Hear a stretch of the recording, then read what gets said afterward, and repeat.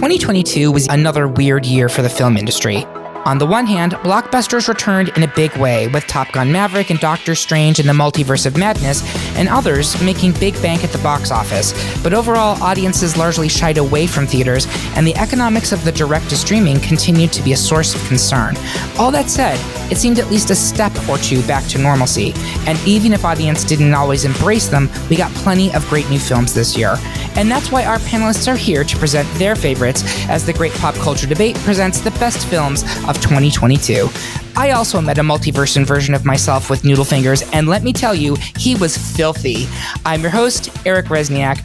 Please help me welcome my amazing panel. Much like Lydia Tarr, people can't decide if he's a tortured genius or a full-on garbage person. It's Brendan Hay. Eric, if you want to dance the mask, you must service the composer. You must sublimate yourself. Not unless you buy me dinner first. But who am I kidding? I'm a cheap date. Thank you, Bren. She's taking a break from fangirling Leslie Stahl with Nana Connie. It's Karissa Kloss. I mean, she's such an icon. I'm so happy to be here. I'm happy to be here too, although I have to say I'm more of a Barbara Walters girl myself. He's fucking obsessed with men who feud and films. It's Kevin Dillon. I, too, will cut off my fingers if you talk to me, Eric. Oh, I was going to say, I know that Kevin's been known to make men wail like banshees, but for good reason. So, welcome back, Kevin. Then I'll take that. I bet you will. And finally, we have a special guest star for this episode. From Awards Daily, it's Joey Moser. Welcome, Joey. Hi. Hi. It's okay. We should have come up with something clever. I'm sorry, my friend, but we're so delighted to have you. So our best of episodes are a little different than our usual format. No polls, no brackets, barely even any debating. Our panelists just do a pop culture show and tell of their individual top 3 films of the year. These could be films released in theaters, films created specifically for streaming services, whatever. They just had to be films released in the past 12 months. Do you disagree with our picks? Do you want to add your own favorites to the discussion? Head to greatpopculturedebate.com and leave a comment on this episode, or find us on Twitter, Instagram, YouTube, TikTok, Mastodon, Hive, Facebook. God knows what else will be out there by the time this episode comes out, but find us and tell us what you think. With that out of the way, let's get into these top 3s. And because I'm in a giving mood, I'll go first. My first pick is 3,000 Years of Longing. This fantasy romance by George Miller premiered at Cannes in May to largely positive reviews, yet was completely ignored when it was released in American theaters late summer. It's a shame because I found this Tilda Swinton Idris Elba film to be moving, thoughtful, and visually arresting. Swinton, or Swinton, as readers of Go Fug Yourself know, the legend and iconoclast, plays Alethea, a narratologist, basically someone who studies stories and the art of storytelling, who travels the world talking about how and why we as human beings have created stories to explain the inexplicable, basically since time began. After arriving to do a presentation in Istanbul, she begins to have strange visions of otherworldly beings, some of whom directly interact with her, while others merely glare at her menacingly. After collapsing during one such episode, she visits the Grand Bazaar with a colleague and picks out a seemingly worthless trinket from a vendor.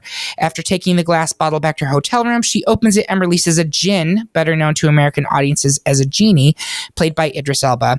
The movie then unfolds with Elba's djinn explaining to Alethea how he came to be trapped not once, not twice, but thrice in astonishing stories that stretch thousands of years, and all of which are delivered with rich visuals and captivating performances. Meanwhile, Alethea, who knows stories and therefore understands that no story about wishing ever ends well, considers how to extricate herself from a mystical bond she never intended to forge and go back to her simple, isolated existence. There's much to love about this film. Swinton disappears in the character of Alethea, burying her naturally cultish energy for a reserved yet shrewd approach. Elba is captivating as the djinn, delivering tremendous pathos as well as flashes of leading man swagger. The art direction in the film is stunning. Each section of the tale grabbed me completely. I got a bit lost in the more esoteric discussions about djinn, but I'm sure there's a parallel between stories themselves, and I couldn't help but wonder how literal we were supposed to take what was unfolding in the film, as it seemed at times as though they were hinting that Alethea might in fact be creating this entire situation as a panacea for her loneliness. Regardless, I found this to be lovely. It was truly beautiful and a thought-provoking meditation on love, on wanting versus needing, and what true sacrifice means when you care for someone. So that's my first pick. Has anyone seen this film? I have not. I've been meaning to since August. I believe, Kevin, you saw it. Did you not? I saw it. I saw it at, it was like National Movie Day or something like that. It was like $3 to go see movies at the AMC. And we were like, let's go see this. And I was really pleasantly surprised by it. I had heard actually mixed things about it from Cannes. And like it just seemed like largely a disappointment because I think a lot of people were comparing Miller's work to like the esoteric genius of Mad Max, Fury Road, and like I was not expecting much from this movie, and it's one of the few films that like actually genuinely surprised me with how much I enjoyed it, just because I thought it was really beautiful and I liked a lot of what you get from the Swinton thing that you're doing, but I love it now. I think what you get from her like loneliness was really fascinating, and I think it is a really interesting, and I don't know how much Miller connected it to the pandemic in many ways, but like how that kind of evolved through this. And I've heard some complaints about pandemic films, but this just felt like a really interesting exploration of relationships and how we form bonds with folks. And I think it was really kind of almost like old school meets new school in such an interesting way. I can see that. I mean, it to me really did feel like an epic film in many ways. I mean, the historical parts are, I couldn't take my eyes off of them. To me, they were part of my favorite parts of the film. I totally see where people who were going in expecting the guy who brought you Mad Max to give you more, but this was like the softer side of Sears for me. Like, I really loved seeing his tenderness, and it was like this film soaked in that, right? The gentleness and the humanity of it is a far cry from Fury Road or any other of the Mad Max films. Yeah, I think that's one of the things for me where there's like this thread of I really connected to movies that had emotional heft to them and vulnerability this year more so than anything. And I think that's what pulled me in with this film. Like it really...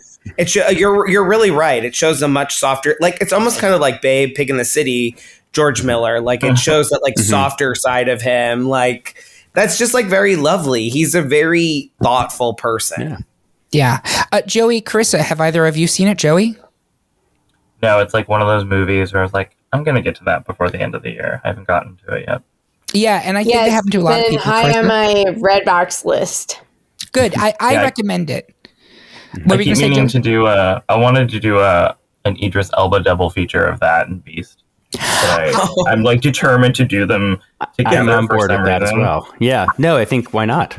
I was just disturbed by Beast. It wasn't the Alyssa Edwards story. And so for me, I'm out. No, I'm kidding. She was not consulted. I'm so sorry. She was not consulted. Playing Alyssa Edwards, that is the film I need to see. So with that, I will pass the torch over to Brendan. What is your first pick for the best film of 2022? So I'm going to start out with Tar.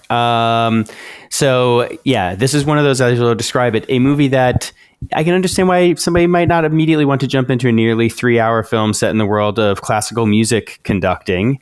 However, it is one of the most thrilling, exciting, and just a movie that just sticks with you. It stars Cate Blanchett as Lydia Tarr, and she plays an EGOT-winning conductor who I think, and probably the only buy-in you really need in the movie, an EGOT-winning conductor who everybody does seem to know the face and name of. So just that's your one buy-in to the world. But she is days away or weeks away from what should be the pinnacle of her career when suddenly everything about her starts to unravel and come out both in the press and in her private life, and just everything kind of starts to fall apart. I'm going to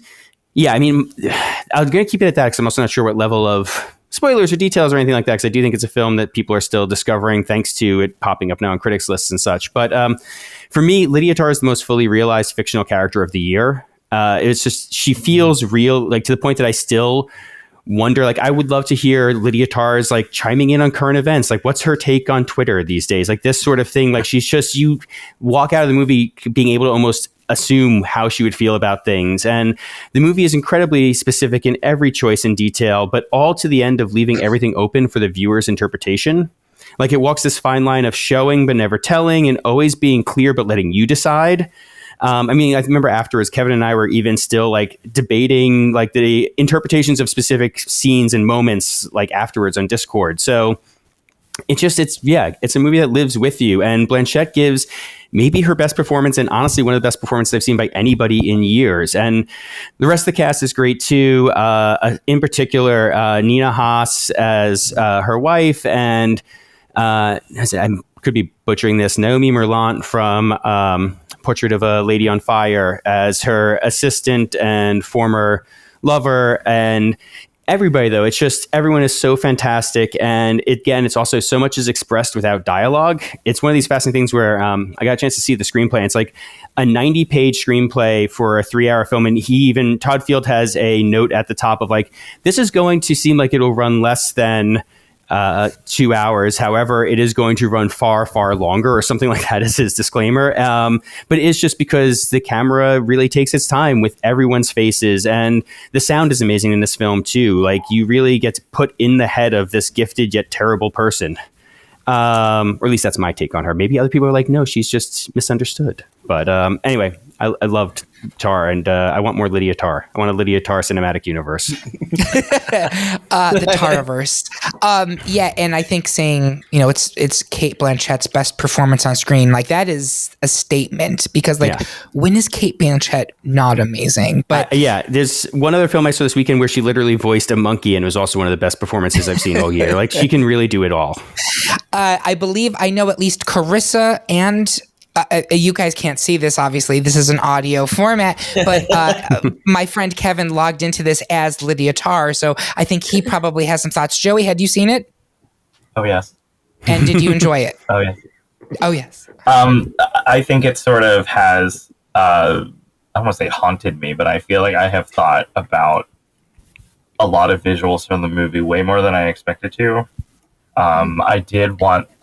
those ads in newspapers with from maybe the New York Times and stuff, where they have ads for symphonies. I want that design to be the awards campaign. I want to see to see Lydia Tarr newspaper ads for playing some form of Philharmonic in a comeback. I don't know. Yeah. Kevin, since you are our resident Lydia Tarr, what are your thoughts? I mean, I was like, I want to talk about Tar, but I think I know Brendan wants to talk about Tar. So I was like, no. Thank you, by the way, for that again. You're welcome. I mean, Tar is my favorite film of the year. I think the concept of it, I think, Joey, you said this, it's haunted you, or you maybe both said this, it's haunted you for a while.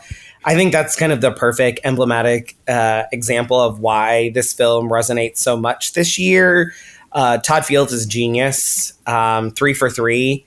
Yeah. Directing Little Children and In the Bedroom, all these just gems of human character study that emulate things in such perfect perpetude. In the Bedroom and Little Children were adaptations. Tar is original, and so it's his first major original screenplay. And I just watched Eyes Wide Shut yesterday, and he's the piano player, and he's also so there's this he's such a great study of character, and I also would agree. I do think it's her best performance ever.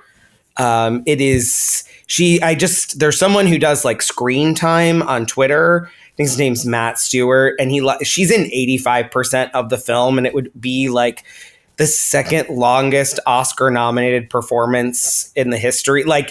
It's awe-inspiring and brilliant, and a lot of people have talked about final scenes in movies this year. I still think it's the best final scene in a film of the year.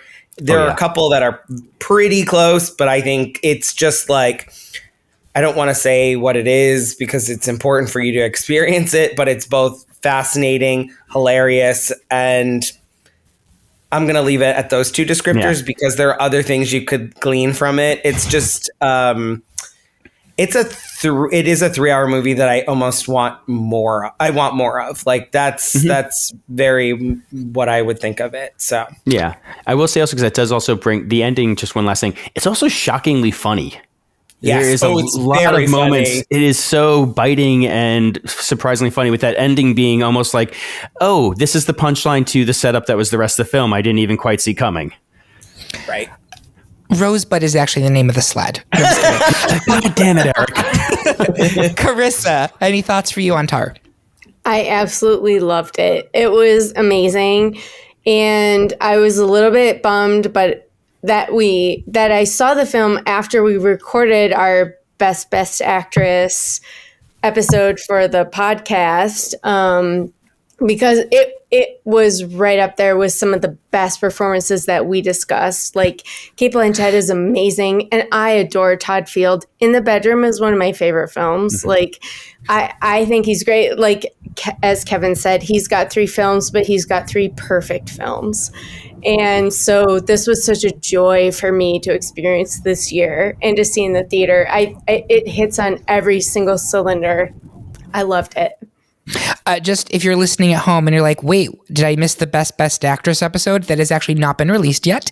It will be coming out in a month or so. It's part of our Patreon sponsored episode. So, and you can look forward to that. It was a great conversation. But Karissa, while I have you, why don't you talk to me about your first pick for best film of 2022? Ooh, okay. So, I'm going to start on the low point and go up to a high point, but this is the first film I saw in 2022 that was released in 2022 that I really loved. So it came out in January.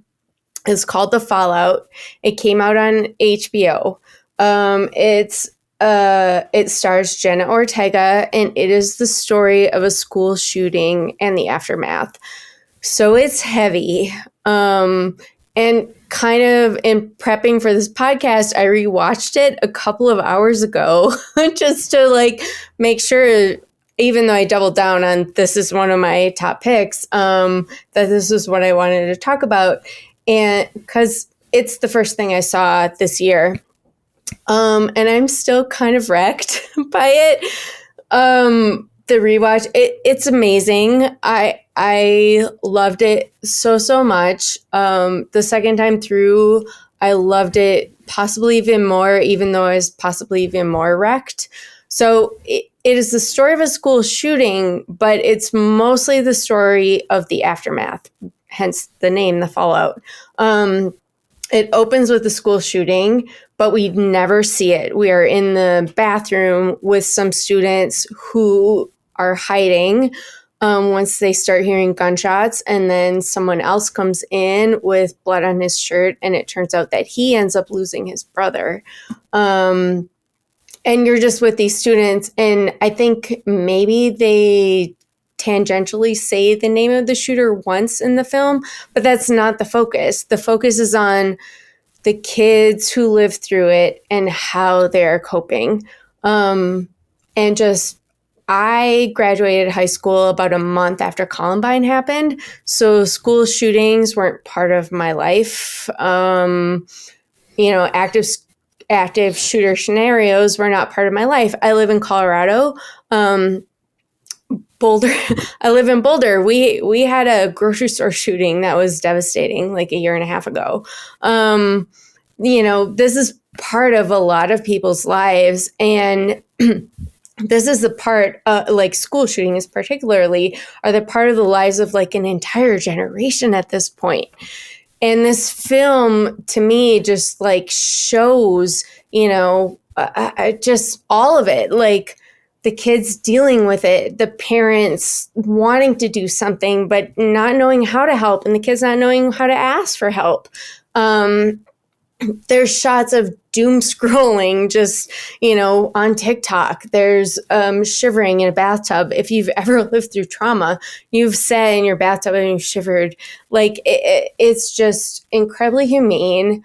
There are moments of incredible honesty and hilarity throughout it, and it's lyrical in its beauty. It's one of the most incredible things I've ever seen, and watching it again made me sob like a baby, but I don't regret any part of it. And it's part of the Year of Ortega. Year of Ortega. My God. And she really stars in this as like a, I don't know, am I queer kind of, kid who, is in the bathroom and then starts hearing gunshots and jumps onto a toilet. Like, this is how the movie starts. Has anyone else seen it? I have not. I would say this, you mentioning it in the email thread is the first thing I put on my radar. It's still one that's now kind of on my to watch list, thanks to you, but I have not gotten to it yet. It's amazing. It's really, really incredible. And did you say it was HBO? Yeah, it's on HBO. It's got the parents are also famous actors, and there's also the therapist, and there's some queer stuff happening. There's sibling stuff. There's also this storyline of the younger sister having issues of guilt because she was texting her sister and her sister's no, actually, maybe you saved my life. There's all of this stuff happening in it. And also just the idea of where you feel like you can finally get to a place with trauma, but you're never actually past it. Yeah. And the realization for somebody in a viewership mode that this is the reality of at least a generation of people, Mm-hmm. So it's heavy, but it's lyrical and it's beautiful, and I highly, highly recommend it. And it's part of our Year of Ortega, so exactly. She's amazing in it. Absolutely incredible actress. Kevin, had you seen it or? I haven't seen it, but I think I was, when I looked it up, I think what it made me think of, it's this transition or interesting point in films that are on streaming platforms that are not necessarily getting we're in this split system now, right? Where we've got these Marvel major blockbustery type things, and then you've got these smaller intimate films like this, or maybe a Good Luck to You, Leo Grande, or Fresh, etc. Those types of movies where we're is this where is this falling? Where does this lean? It's obviously still a film, and it has become this blurred line. We'll have a best of TV episode, but is the TV movie a thing anymore? Should we kind of just get rid of that with Emmys and figure out how the Oscars can embrace films like this, or how film awards, quote unquote, can embrace this? And I think, Karissa, you bring this up kind of brings in or melds why this conversation so cinema and going to the film theater, but yet also how do we adapt and evolve that practice is super important for this best of year in many ways. Yeah. Yeah, I feel in earlier years there was a more clear divide between theater films and made for TV films.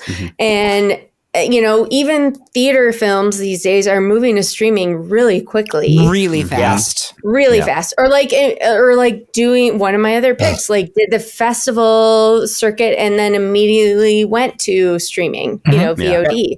So it's a really blurred line. And then, what does that do ultimately? But even the playing field as far, it removes some kind of classist judgment around things. I think it's a really interesting time, and I referenced that in the intro, saying we're in a weird transition period for the industry. And as someone who works in the industry, Brendan, I'm sure the industry has a lot of feelings about this. And it's completely fucking terrifying right now. Yeah. I have to imagine it's a little bit similar to what happened to the music industry when Napster came in and just blew up what had worked for generations. Napster, does that take you back? No, that just aged me. I'm glad I have my wine in my hand. Jesus. Where's the Napster biopic, man? I want to see that one. But and then there was a thing. So back in 1994, Linda Fiorentino was in a movie called The Last Seduction. Oh, yeah. And Yeah, of course. it had some level of theatrical release, but it technically played on HBO before its theatrical release. So because it played on HBO before its theatrical release, she was not allowed to contend for Oscars. And unfortunately, maybe fortunately for Jessica Lange, we got that terrible Blue Sky Oscar win. And we were robbed of this, but like she was nominated for BAFTAs. And so other awards bodies considered it a quote unquote film. And so I think we're kind of back in that, like that day. Well, I was going to say, specifically even with Fallout, I think it actually did get submitted for Emmy consideration instead. Like it's kind of like almost up to the streamer to decide what films are we sending here, what films are we sending there. I feel like what's happening is like when movies debut at film festivals, I feel like they are just charting the buzz and how much people are paying attention to it and how much people are talking about it. And then people ask me all the time, like, well, what's sort of the difference? And it's just, I think right now it's just coming down to where studios or networks decide that they can play something in order to get more traction in an awards race. I think that's like, which is so odd to think about that's how they're determining, you know, what something is. I'm using air quotes here, but it's sort of, it's weird. Very, very weird. I'm constantly checking, like Googling like HBO FYC sites or Amazon movie FYC site, and it'll sort of show you where it falls. And sometimes it moves from the movie side to the TV side and vice versa. It's really strange. Yeah. Coming soon, Dancing with the Stars, the motion picture for your consideration. No, I kid. But Kevin, why don't you talk to us about your first pick for Movie of the Year? Okay, I'm probably going to pronounce this word wrong, so I'm only going to say it once. My first film that I'm going to talk about is The Banshees of Inisherin, and I think that's how you say it. Which, sure, I'm not Irish. Well, my relatives were Irish or from Ireland.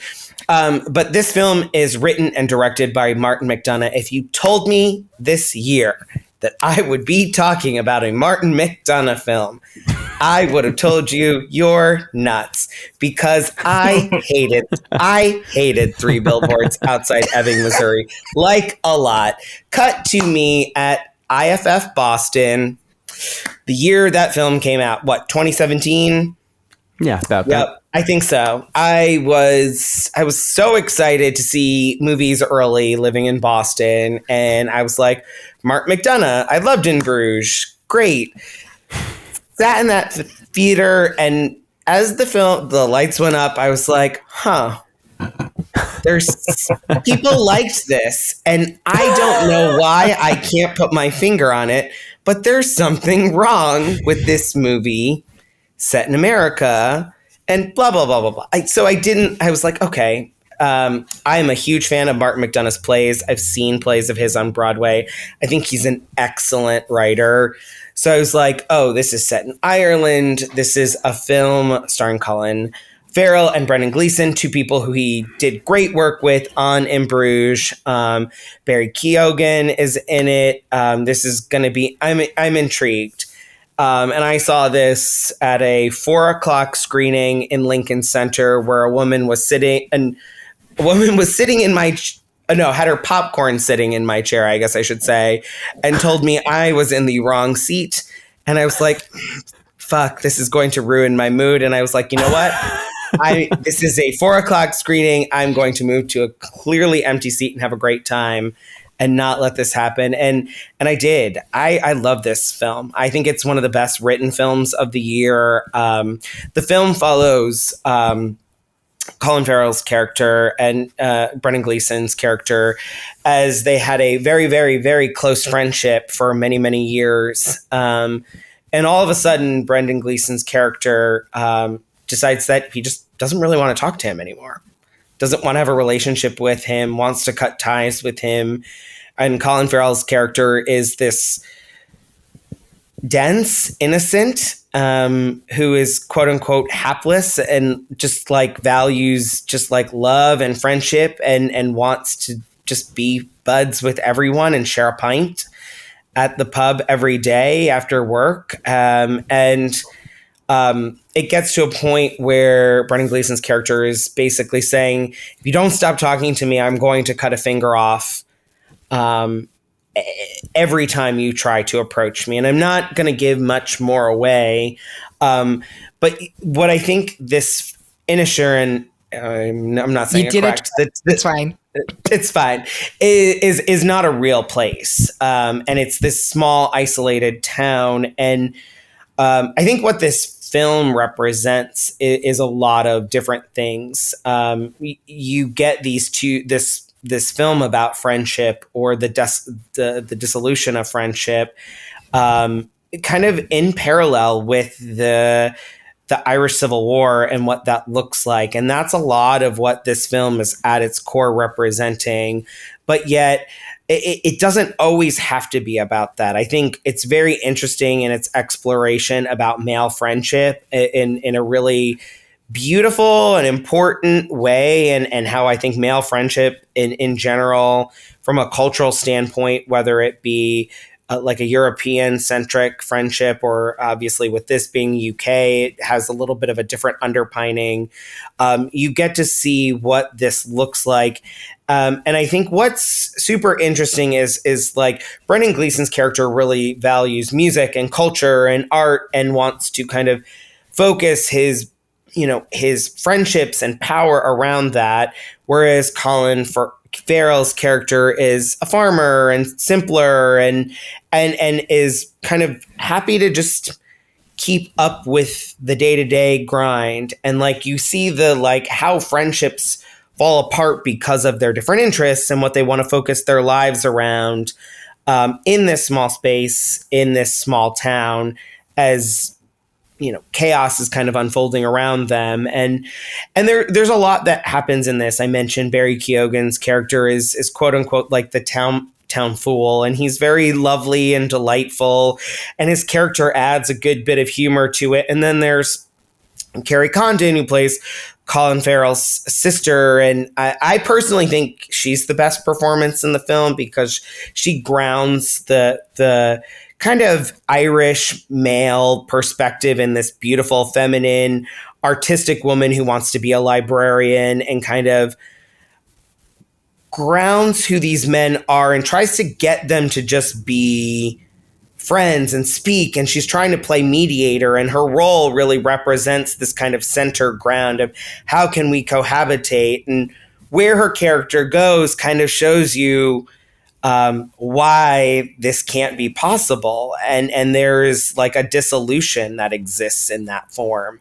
And I think that's what makes the script one of the best of the year. The score by Carter Burwell is beautiful. I think it's just such a surprising delight for me. And so I'm going to stop there, because I could talk a lot about this one. I'm just glad the popcorn Karen didn't ruin your movie. I know, it was so hilarious. By the way, I think you've got the wrong seat. And I was like, no, this is it. I think Popcorn Karen, though, comes with every screening at Lincoln Center. Yes. I don't think It's very I've true. to a Lincoln Center theater without that experience. It's a feature, not a bug. Yeah. Yeah. Joey, have you seen it? Yes, I'm sort of in love with this movie too. I actually I am posting later, as soon as we're done recording this. I'm posting an interview with Carter Burwell. I think it's one of his best scores. It's gorgeous. The thing that I think is so sad about this story is the fact that this island, which is fictitious, it's small. Everyone knows everybody. It's like, what the hell do you do if somebody in like a 2-mile radius says, I don't want to talk to you anymore? Like, that's such like a basic sort of oddly fundamental problem to have, but I think that is rather heartbreaking. Yeah. And I like that the script doesn't explain everything to you. You don't I think some audiences are like, well, what's the reason? They never explain it. And I love that about the script. And I have to say, Kevin, how dare you for not mentioning Jenny? The dope, in your yes. cast. I was I was very into the animals in this movie. Yes. And I think Colin Farrell, I'm a big drum beater for men who I probably drooled over who actually just happen to be really good emotional comedic actors. Yeah. Like Channing Tatum, please enter the chat. Chris Hemsworth, please enter the chat. I don't know. There's just a lot, and it's just like he has one of the most interesting careers to me, and I just think that that role is a lot trickier than people actually think it is. And I think that Martin McDonagh was so smart to cast these two wonderful men back together again because they have such an insane level of chemistry. I love this movie too. It's so restrained and very, very simple. And I think simple sort of storytelling is really hard to do almost. And I think it's just wonderful. So I too can someone please cut me off. I can talk about this movie a lot. Fabulous. I love all of this gushing over it. In fact, that's actually it was Brendan's wife in a previous one was like, make sure you add all the people we talk about on this episode because we're just gushing over them and they need to hear it. And I was like, yeah, I'm totally down for that. So we're going to at you, our Martin McDonagh. But Joey, why don't you take us out of round one with your first pick, film of the year? Oh, sure. I feel like I don't have much to say about this movie other than just how much I love it is The Woman King. I think, like you sort of mentioned at the top of the episode, there is a lot, talk about going back to the theater and blockbuster filmmaking and how these movies are, supposed to pull in these audiences to welcome people back. And I knew I was going to be into this movie, which is about a group of warriors in the 1820s in a West African kingdom led by Viola Davis, who I just feel like Viola Davis, she's one of those women, she's like, has the same quality as Angela Bassett. I just am hypnotized every time that they are on screen. And she plays this, warrior leader who's sort of ushering in this new generation of young women. And it's just sort of like, there's a lot of stuff about mother-daughter dynamics. There's a lot of stuff about, doing stuff on your own terms. There's a lot of stuff in there that I think is very, very rich while just happening to be a really well-directed action movie.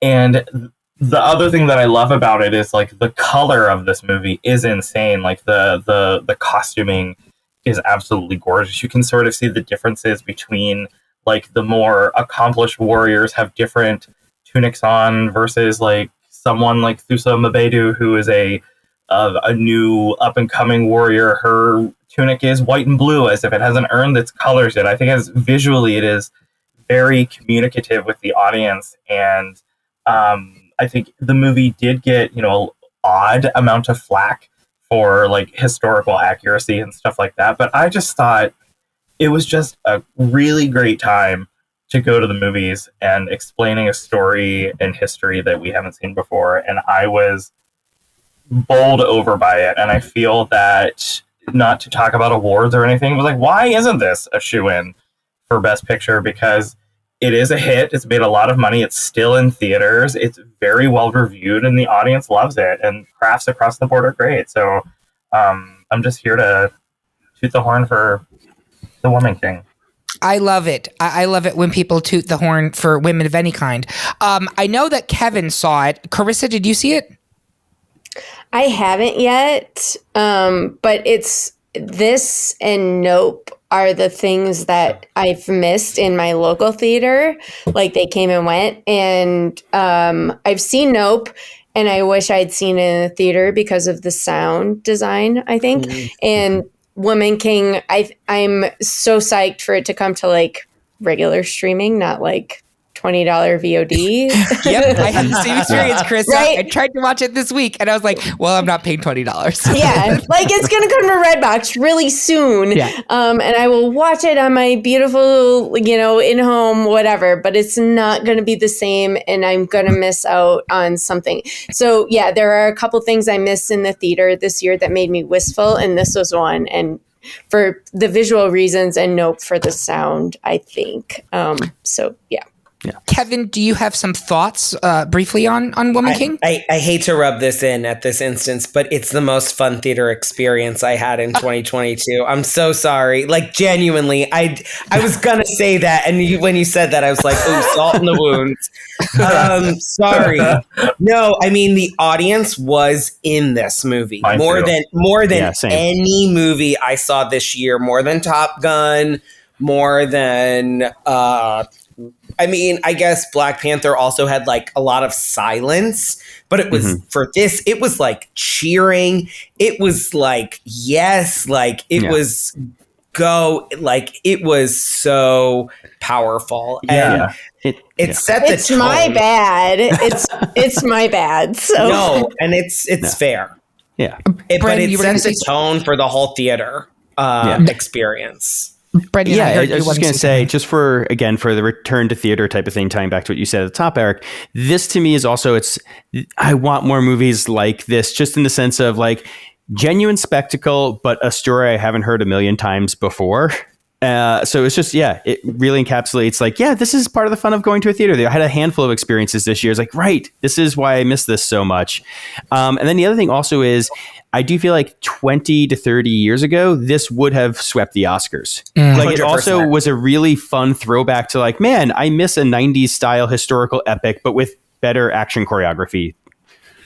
Yeah. Well, and I will say I'm sorry, I was just going to say, I saw the movie late in the run, because I came to it late, and I saw it at like Thursday at 3:00 when I knew that there were only like me and 10 other people. I could have sworn there was like 150 people in the theater. It's crazy. That's why I still think it's going to get a Best Picture nomination, or I guess why. I mean, you will see me tweet every week, probably. Not enough people are talking about this film, because I just genuinely think it is so good.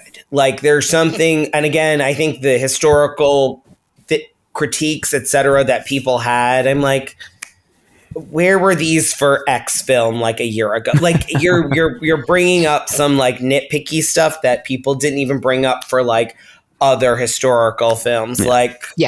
Okay, I'm sorry, Tom Hanks is doing a Foghorn Leghorn thing. Where is that critique? Like, I get that he was Colonel Parker, but like, he's not Foghorn Leghorn. Let's calm it down, dear. But like, no, I think Woman King is it's just, I would also love to see Gina Prince Bythewood be a serious director contender, because her direction is really good. I will say the script is, Maria Bello needs to go back to USC for maybe some writing lessons, but otherwise it is really well directed. Yeah. Well, excellent. Thank you, Joey. A great first pick. And with that, we're going to take a quick break, and we will be right back for round 2 of our picks after these messages.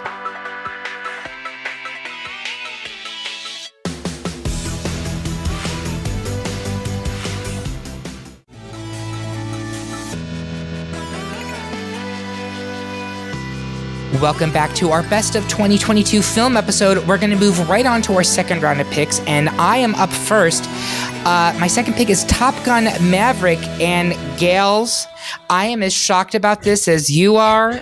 Kevin said last round, I never thought I'd do a Martin McDonagh pick.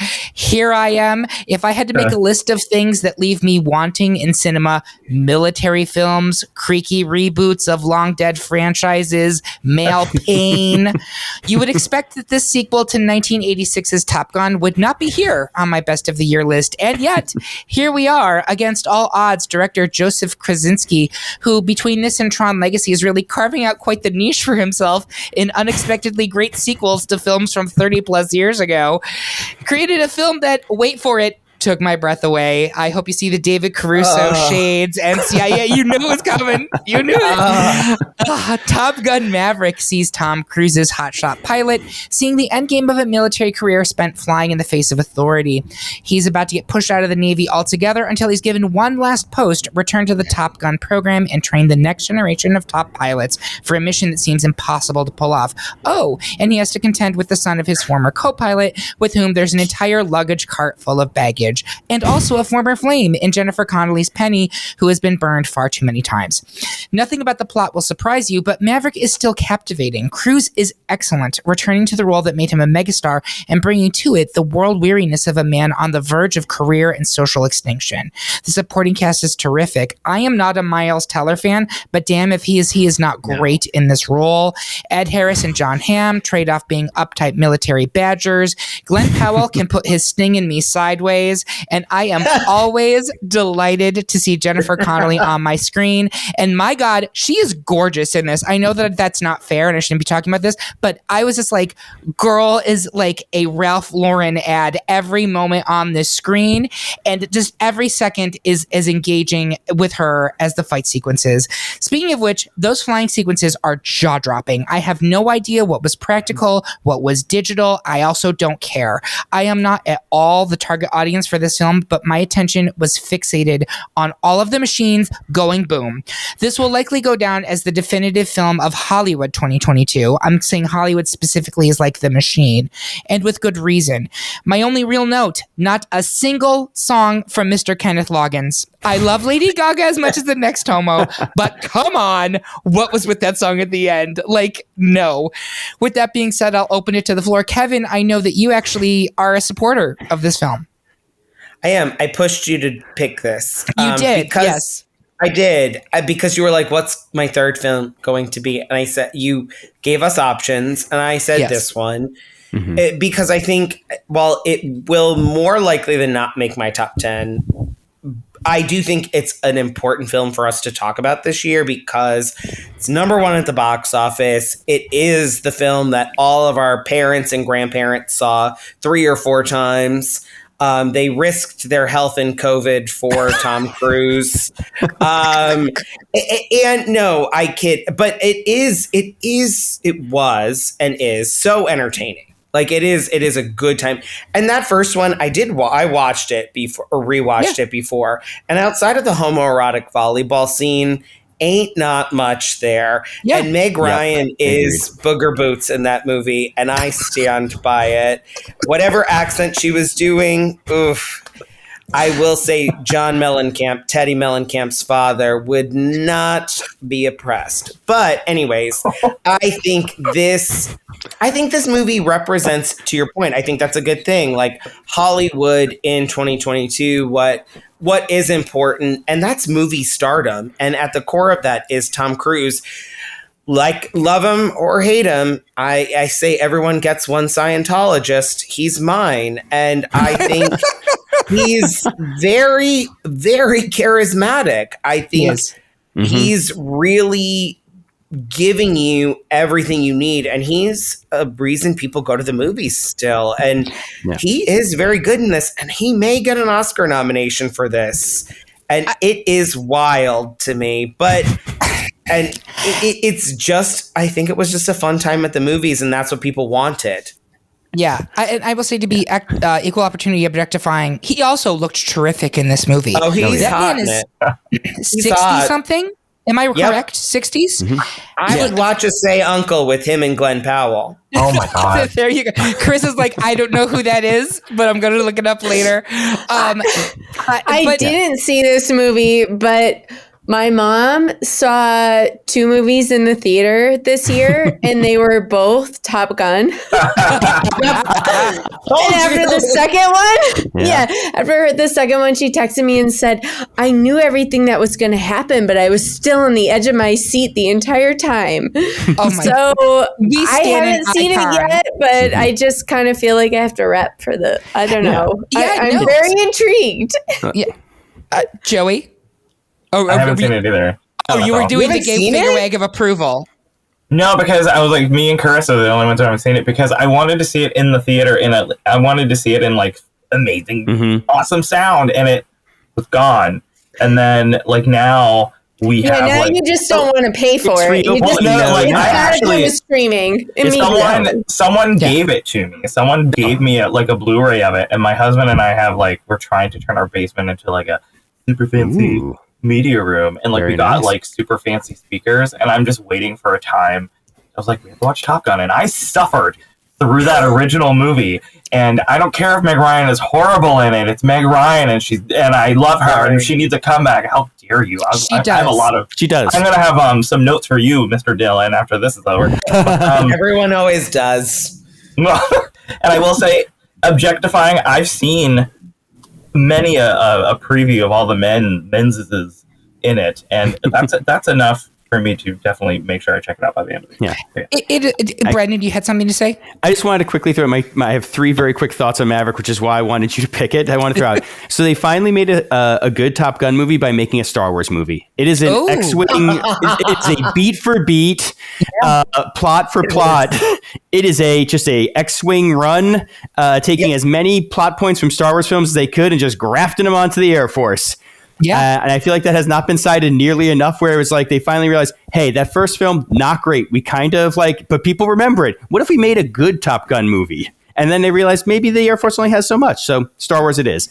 I was not charmed by Miles Teller. He remains the hurdle for me in anything he's ever appeared. Yep. And it only kept being more for this one because, Glenn Powell, awesome, hot, charming, everything. And secondarily, Manny Jacinto in an unspeaking role in the background in like a half dozen scenes, and just kept driving me nuts of like, you guys made the effort to cast Manny Jacinto and then give him nothing. Meanwhile, the void of charisma here is trying to chew scenery next to Cruise. And then my final thing was just also, as much I enjoyed the hell out of it, it was a perfect like summer movie entertainment. I did keep being bothered by it as also a deeply I feel like it's the conservative vision of the future of we want to do things how we always did with minimal regulation, but we'll invite a few minorities and women along now. Yes, that is very true. And I was thinking of that. Like, there's one woman you have the Jennifer Connelly role, which is fine. Yeah. But then you have one woman who's in the program, just one. That's it. Yeah. No. And it is like, look, if you're not white or you're a woman, look, as long as you follow the head white guy's orders, you're totally cool. Exactly. And I will follow whatever orders John Hamm has to give me. He was wearing that shirt was so tight that I was sweating just watching that shirt, waiting for it just to bust loose in his bosom. But anyway, Brendan, why don't you take us into your first pick? Okay. My second pick is so the most fun I had in a theater, and going back to why I love going to a theater, Barbarian. This was a great year for horror in general. I honestly could have just picked 3 horror films this year. But this was my favorite theater experience, probably this was my favorite. It was so surprising, tense, hilarious, and was just that rare movie where I could never predict what was going to happen next. Because I think it is best seen knowing nothing, I'll be really brief on the synopsis. A woman shows up at her Airbnb. It's the middle of the night. She goes to get in and discovers somebody's already in the Airbnb, and they do a quick check, and they actually both seem to legitimately have booked this Airbnb. And it becomes why don't you come in and we figure this out? From there, it becomes just a consistently, it keeps changing its game and surprising you as a horror movie. It's almost like 3 smaller horror movies overlapping into one, but it does all add up to a coherent movie by the end, even with all of its surprises and tonal shifts. And also, beyond just being a really fun theater experience, this was the best audience I had all year. And I happened to go to similarly like a 2 p.m. screening like a week or so after it opened. But also it's really strong thematically. It's a pretty great portrait of the different ways that men's toxic attitude and choices impact women in their lives, going from like mildly inconvenient to like horrifically life-threatening. So it's just this really interesting kind of like showcase of like how a woman tries to survive in a world of men. But again, it's all of that while just being fun. Like even the opening is almost this like meet cute that could like just as easily be a rom-com to then just builds and builds to like this ridiculous bloody finale that you would not have predicted from that opening moment. And also the best, funniest needle drop I've seen to close out a movie in a long time. If the cleaning fees that are part of Airbnb weren't enough for me to say no, then came Barbarian. No, I'm just kidding. Karissa, have you seen this? So I have not seen it, but I've read a lot about it, and I know enough to know that it is not my jam. Is it too scary? Is that your thought process? I think it gets too weird is my thing, but it's also like anything with the premise of like a woman shows up at an Airbnb and a dude's already there, but she decides to go in anyway. I'm just like, red flags everywhere. I don't know if I want to engage with this. So, yeah. Fair. Kevin, Fair. did you see it? I did. I had mixed thoughts when I first watched it, but to be honest with you, the more I think about it, the more I genuinely enjoy what it was and what what existed in it. And I sent a lot of like joke memes and gifs in contention with this movie, which shows that it's kind of stayed in my brain in a very interesting way. There's a lot of like, not going to say what the theme of the GIFs are. They have to do with a familial relationship. I'll just say that. And there is a line that an actor says. Again, I think you should go into this movie blind. There's a line that an actor says in this movie, and he is 100% allowed to use that word. It's perfectly used. It is very entertaining. It's someone who maybe dated Drew Barrymore. That's all I'll say. Tom Green, what are you doing here? Exactly. It is. I think it probably is the one of the top tier horror films of the year. I would say for sure. There were a lot of them, as you noted, Brendan. There were a lot. What a terrific year for horror. Joey, you were nodding along as Kevin was talking about this. Have you watched Barbarian? Yeah, I had a really good time with it.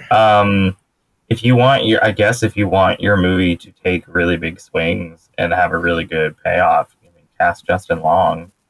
I mean, with like this or Drag Me to Hell or Tusk. Oh my God. Yeah. Drag Me to Hell. I love that movie so much. It's I thought that maybe by the end I wasn't as like, down with it. Like I thought the first 2/3 were a lot stronger, but I think I think there should be more movies where we're watching it and we're like 40 minutes in and we like turn to our friends and we're like, what the fuck is happening? Yeah. No, I literally heard somebody say that aloud in a theater Tuesday afternoon. Like that is what I want from cinema. It was Popcorn Karen. Yeah. Exactly. She wandered in the wrong film. If we have more movies that take big swings and maybe like, okay, it doesn't all work, I would prefer that over something that's way more calculated. Absolutely. Well, thank you. Great pick, Bren. Carissa, I'm going to pass it to you for your second pick. Yeah, so I'm after my first downer pick, I'm moving on an upswing. So my second pick is something that I journeyed really far to see because it had a weirdly small theatrical release and is still not streaming accessibly beyond, VOD rentals. It's Marcel the Shell with Shoes On, the film adaptation by Jenny Slate, and her husband, Dean Fleischman Camp. It follows Marcel the Shell, who's a little shell with shoes on, and his life with his Nana Connie. The premise of the film is that they're discovered by Dean, who's an Airbnb resident, and like does a little, 10-minute YouTube documentary about this cute little shell that's at this place, and where maybe his family might be, because Marcel's family has been missing for the last 2 years since the people that used to live in the place had an argument, and one of them moved out and took the drawer that had most of his family in it, like dumped it into a suitcase and left. So Marcel is trying to locate his family, and Dean kind of elevates the story via YouTube. It becomes an internet sensation. Marcel and his grandmother, Nana Connie, also a shell, fangirl Leslie Stahl in 60 Minutes like nobody's business. Eventually their story ends up there. And there's kind of a lot of like big questions around it. Like, do we do this? Do we not do this? How comfortable are we with the, bigness of the rest of the world? So yeah, I don't know if this is a kid's film. I mean, it's PG. There are definitely jokes about pubic hairs and other things in it. But there's also a lot of stuff. There's grief and there's some real sadness there, but there's a lot of sweetness. And what I loved about this film is kind of what I love about just miniatures. They make you see the world in a different way. So Marcel does big things in his world by riding within a tennis ball, like down the stairs. He climbs up walls by dipping his feet in honey. There's this great scene where he uses the mixer to shake berries and things off the branches on the tree outside.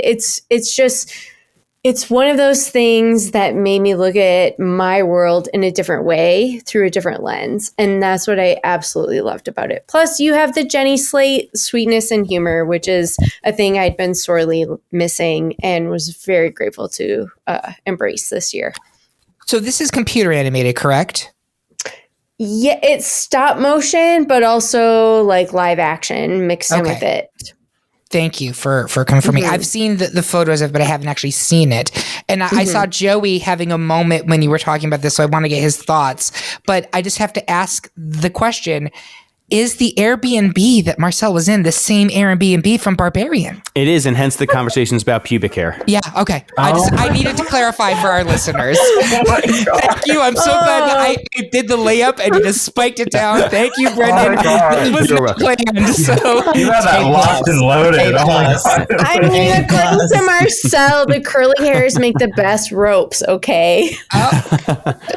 Ropes are something completely different in my community. But yes, let's go with that. Joey, talk to us about this sweet little film. Now that we've completely gone X-rated. I just think I don't know, it's pure. It's pure of heart. I think that I don't know any other movie that I watched this year where I was just smiling the whole time. And it's just sort of like, if this little shell can make his or their life work, I mean, I have nothing to complain about.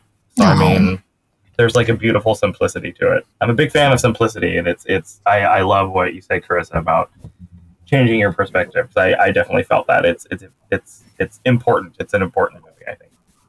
There's a really sweet scene where Marcel is trying to cheer up his grandmother, and so he jumps on a pillow to release dust onto the end table, and which turns it into a skating rink, and does like some like ice skating figure eights on it, and it's just like.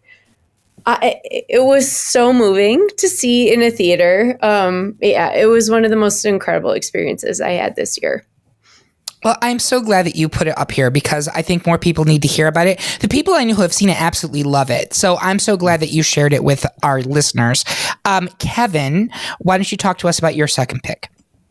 Yeah, I am going to make my second pick the South Korean film Decision to Leave. Decision to Leave is a film by Park Chan-wook, who did Old Boy and The Handmaiden. Both films super fascinating, super interesting. He has a really interesting way of showing these incredibly visual worlds, regardless of how extensive or simple that they can be in telling them. This film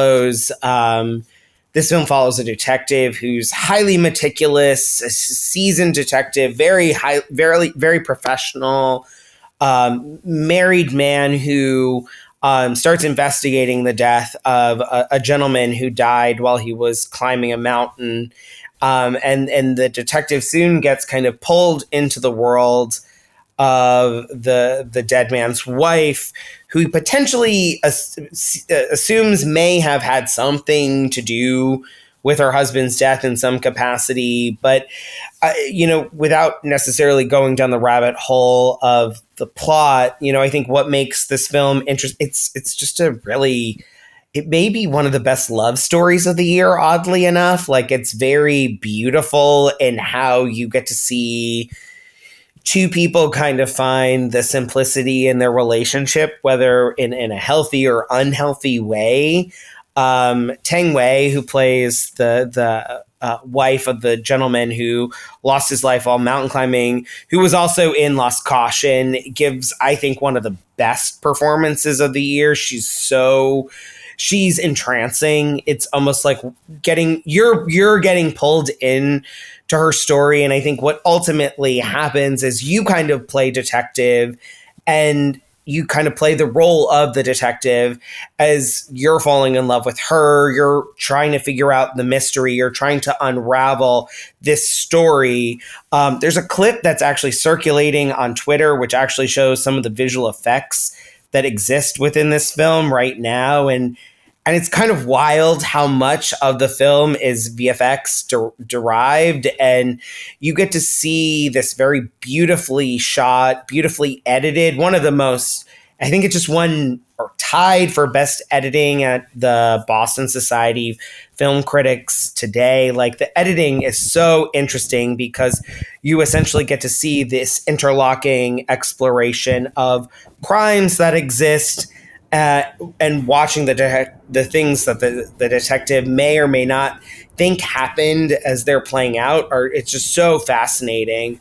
What you're ultimately left with is kind of, how do you, I guess, really necessarily meet someone and experience the work that you have and what you're doing, and also interlock with human interactions and what those look like, and how our daily lives kind of unfold in ways we may not expect. And I think the thing that I will note about Park Chan-wook, especially with his two more well-known, again, Old Boy and The Handmaiden, they're both all very intimate and personal in the way the characters connect. But this felt the most kind of like quiet and reserved for me, in a way that really felt very beautiful and worked on a level that I really want folks to get to be able to explore. This is on Mubi, if you have Mubi, and it's also available on VOD now. It's just a really engrossing film, and it's not necessarily about the crime and whatnot. Again, it's a lot about two folks kind of two ships in the night, basically, in a simple way. Brendan, I see you nodding a lot on this. You've seen it, I'm assuming? Yeah, no, this is one of my favorites of the year also. A really fantastic film, and really, as somebody who loves his films, this was kind of a departure in a sense, because it's much more of a tragic romance than I expected. I always go into his stuff expecting a little bit more genre-heavy stuff, and this skews a little differently from that. Again, I think what Kevin said, there is a romance at the heart of this. Healthy or unhealthy is kind of up to the viewer, you can kind of discuss after. But the other thing I would just wanted to say, which goes to what he was saying about effects, I hope, because I was just watching, I felt like you are going to see in this what all the smartest procedurals in either film or TV are going to be stealing over the next 5 years. Like, this is just coming up with ideas and filmic language on how to tell mysteries and procedural type stories that if the right people are watching, it's like, this is how you can do it, and some ideas that haven't been done to death yet. It felt like finally a breath of fresh air in that area. Great. I thought the exact same thing. I was like, oh, we are going to get a lot of US shows, British shows that steal from this and make this the core of how they make their new The Fall or whatever. Yes. True Detective season 5 is going to be borrowing this way of interpreting memory and revisiting things. Yeah. Yep. And that's media colonialism, kids. Yeah, sure is, baby. Oh, yeah. Well, thank you, Kevin. Joey, do you want to take us out with your second pick? Sure. My second pick, I did not expect to like this movie so much. I thought it was too soon. I was nervous to watch it. While I know how important the movie is She Said by Maria Schrader. I love Maria Schrader as a director. I think she can elicit beautiful performances from her actors. And I think I am a sucker for a good newspaper story. Who knew that typing publish on a WordPress story would be one of the most thrilling moments of the year for me. I think Carey Mulligan's toughness, Zoe Kazan's sympathy, and the remarkable, in my opinion, performances from Jennifer Ehle and Samantha Morton in this, all about the unprecedented takedown of Harvey Weinstein by the New York Times. I don't know. It's just like a story that feels so fresh, and it's one of those things where, like, I don't want to see that yet, but it's also like it is so vital and it is so important, and I think it's so carefully crafted. I think there's a lot more visually going on than we sort of realize. Besides Patricia Clarkson's chunky necklaces, like all of them.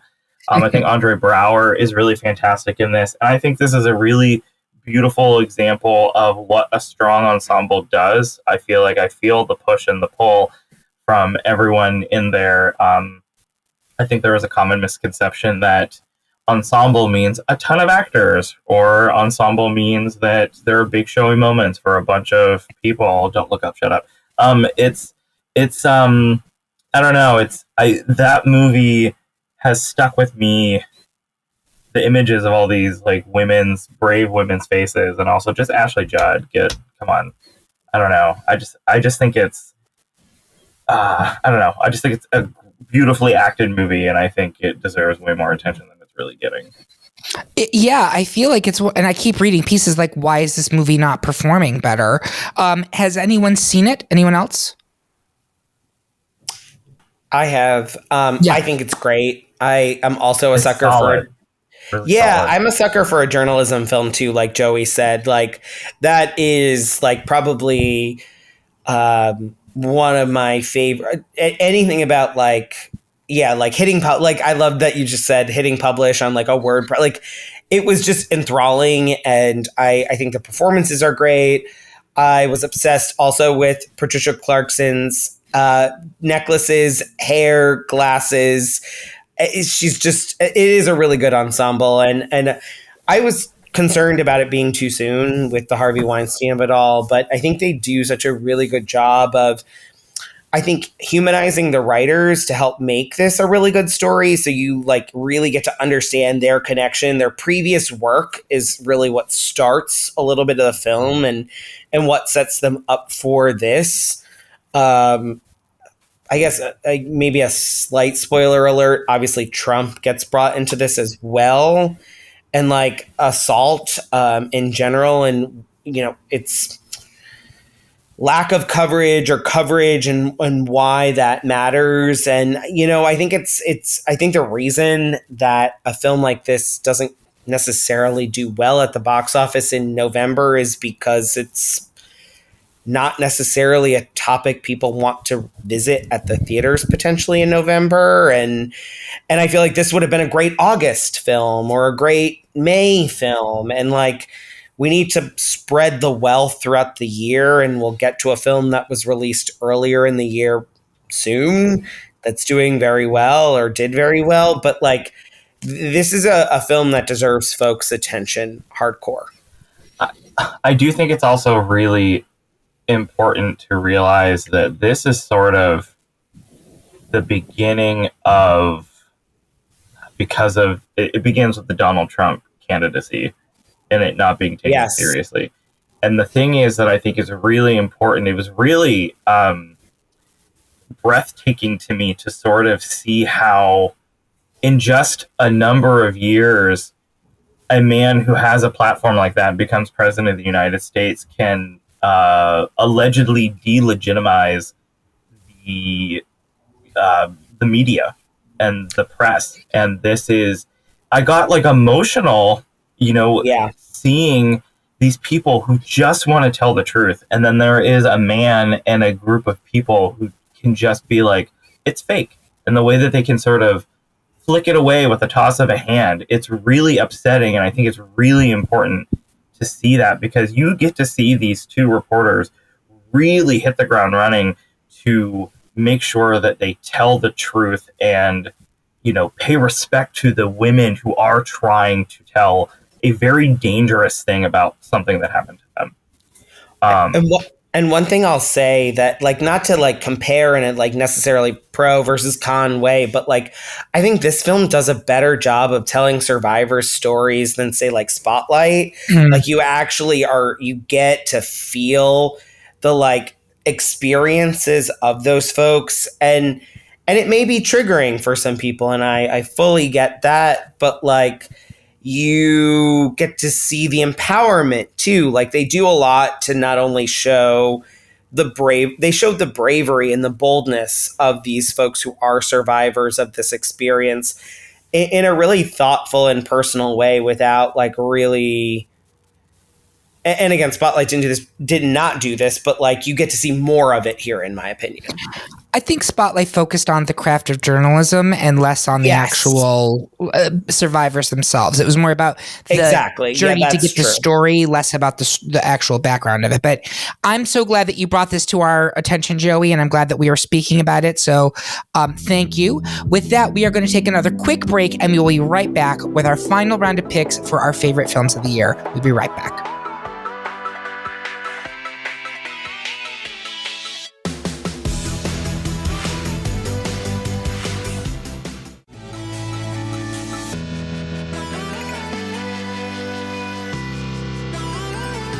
And we are back with our last round of our Best of 2022 film episode. Before we wrap things up, I want to ask our panel, where can people find you on social media? What else are you working on? And what are some of your honorable mentions for the films of the year? And I'm going to start with Brendan. Sure thing. I am on Twitter at B_Hay and on Instagram at Brendan Hay Writer.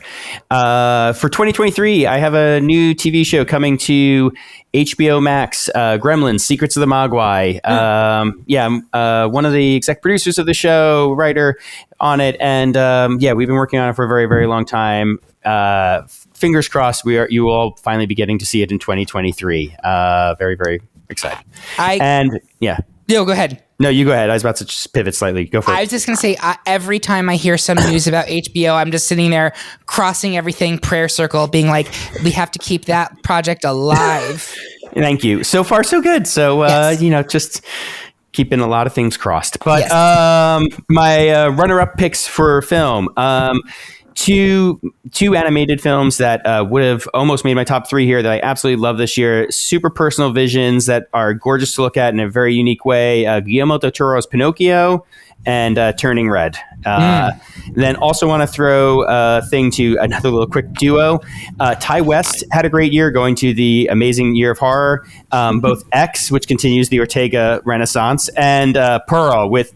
Honestly, right after Cate Blanchett, Mia Goth in Pearl might be my other favorite performance from anyone this year. So love those movies. And one last one, just an utter blast, Glass Onion. One other one that was just so much fun, and the audience was so much fun for it. I wish it had more theatrical release. I'm excited to see it when it finally does come to a theater near me. It's not available where I am yet. But thank you. Karissa, where can people find you, and what are you up to? They can find me at Karissa Kloss on most platforms, and I am doing nothing public, but I will shoehorn a bunch of movies that I really liked this year. I love it. Because I thought it was a good year for film. I really loved Scream, the new / sequel, reboot, whatever. Loved everything about it. It kicked off our year of Ortega. I also had a really good time seeing Bodies, Bodies, Bodies in the theater. I have been trying to watch as many 2022 films as I could, and Good Luck to You, Leo Grand is something that I saw earlier this year and has really stuck with me. It's Emma Thompson and a sex worker. It's amazing. See How They Run, which is currently on HBO, is a really, really, really fun. Like if you liked Knives Out, if you're looking forward to Glass Onion, like this is a fun Agatha Christie, like Easter eggs everywhere, whodunit kind of film. And then the weirdest but kind of most likable thing I saw this year is called Brian and Charles. It's a film about a guy who makes, it's sort of like Lars and the Real Girl, but he makes an AI companion out of a washing machine. And that's Charles. And his friend is Brian, who he always says his name is Bran. And it's just really funny. So I was very charmed by that. Saw a lot of great stuff. My whites have never been whiter. No, but thank you for that, Karissa. Kevin, how about you? How can people find you? What are you working on? And what are some of your honorable mentions? Well, I'm always working it, but I'm not working on anything. You can find me on Twitter at @ETKevinsMind. Honorable mentions, Benediction by Terrence Davies, After Yang, and Glass Onion, which I loved. If you can or haven't seen it, invite a large group of people over to watch it in community because it's really funny and deserves to be seen in a pseudo-theatrical setting. And then things I'm looking forward to that I haven't gotten a chance to see quickly. Babylon. I love mess, and it sounds entertaining / crazy, even though I know there are many that don't like it. And then the other thing I'm looking forward to, Koreeda's film Shoplifters broke my heart, and I'm very much looking forward to Broker breaking my heart as well. So that is the film that I'm probably the most looking forward to. Excellent. You guys could not see this, again, audio medium, but Joey was violently shaking his head no as Kevin was talking about Babylon. So Joey, with that being said, how can people find you? Tell us about your other projects and then your picks for honorable mentions. Sure. Folks can find me across multiple platforms at Joey Moser 83. I joined Hive, Joey. We'll see if it goes to hell. Who knows? Something that I do for Awards Daily is I am the, I always say I'm the short person who covers short films. I cover short films all year. There's a lot of really great stuff out there. If people follow the Oscars, the Oscar shortlists come out on the 21st. You will see an obsessive amount of interviews that I have done for short films. I think it's a beautiful medium that people need to pay more attention to. Honorable mentions, I also love Benediction, Fire of Love. I'm in the pro camp for bros. I don't care what anybody says. Yeah. Funny Pages, love it. Fablemans, Speak No Evil. I'm just rattling off. Oh, Speak No Evil, yeah. Yeah. Oh, God, that scared the shit out of me. The feel-bad movie of the year. Oh, my God. Good. I finished that, and I was like, what the fuck did I want? Catherine Called Birdie, Lie With Me, which is a good queer film. I also love, obviously, a lot of queer stuff. And also a movie that I did not expect to love is Spirited. I love that movie a lot. And a movie that I'm looking forward to, even though I'm terrified of what's going to happen, is EO, which I have a screener for, but I haven't been able to watch it or something like Wildcat on Amazon. I'm terrified to watch it. Anything with animals. I'm like, the animals. Kill all the humans. Make all the animals happy.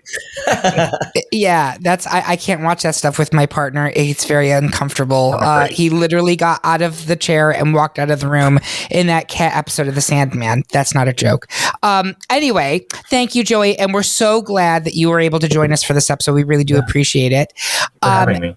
Of course. And as for me, you can find me at Eric Rezsnyak on all of the things. And make sure you're following at culture_debate on Twitter, at Great Pop Culture Debate on Instagram, and at GPCD on Mastodon and Hive, as we'll be slowly migrating all of our social activity to those channels, which are not currently being run by evil billionaire douchebags.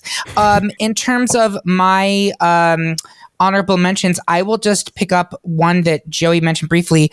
I love Bros, and I think that the media push against it was as disappointing as it was predictable. I thought it was really funny. I don't care what anybody says. I thought it was a necessary and fairly insightful, even if it's slightly overdone, kind of discussion of what it's like to be a gay male in modern society. And I am all for it. And I will even, it's not a amazing film that's going to blow you away, but I thought Fire Island, along the same lines, was really charming. And I loved it for its visibility. And I just thought the whole thing was sweet and lovable. And I'm just going to say it. So that being said, let's go to these third picks. My final pick for the year is Everything Everywhere All at Once. If Top Gun Maverick is the definitive Hollywood film of the year, Everything Everywhere All at Once is the definitive indie film of the year and possibly overall the most important film of 2022. I believe every member member of this panel nominated this film for their top film list, but it's my show and not theirs, so I claimed it. That being said, I don't even know where to start here. It's tremendous financial success. It grossed more than $100 million on a $25 million budget. Should I talk about the incredible visuals, which are done on a shoestring? The wildly, and honestly, wild is not even strong enough, inventive concept of this film, in which an ordinary woman, the owner of a small laundromat, who's being harangued by the IRS and doesn't know what to do with her elderly father and does not know how to communicate with her she's a young adult.